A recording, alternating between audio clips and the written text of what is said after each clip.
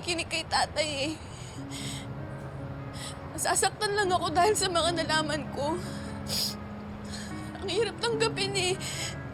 Akala ko, kapag nahanap ko yung totoong mga magulang ko, magiging maayos ang lahat, magiging masaya ako.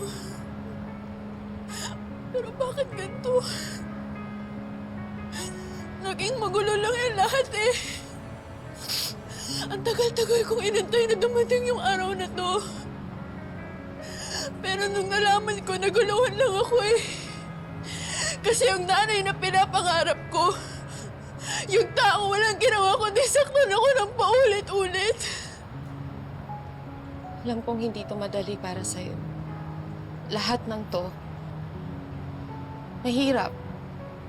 Pero gusto kong isipin mo kung anong mas nakakabuti para sa'yo.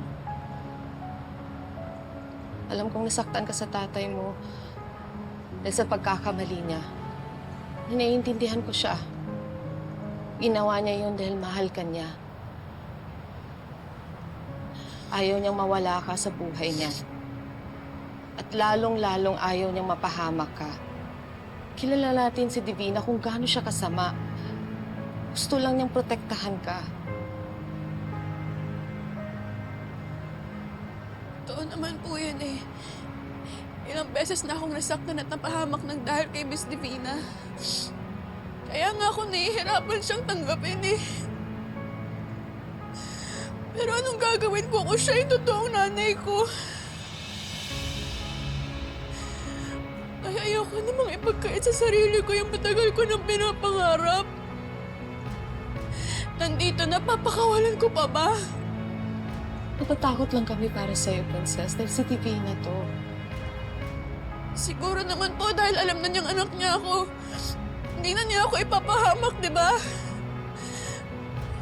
Baka naman hinahanap niya talaga ako. Baka naman gusto niya talaga akong makasama. Hindi ko pa siya pagbibigyan.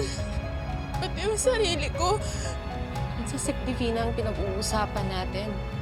Itong taon to, marami ng hindi magandang ginawa sa'yo. Mas lalo lang ako naguluhan eh. Gusto ko muna mapag-isa. Princess! Xavier, kaya mo muna siya.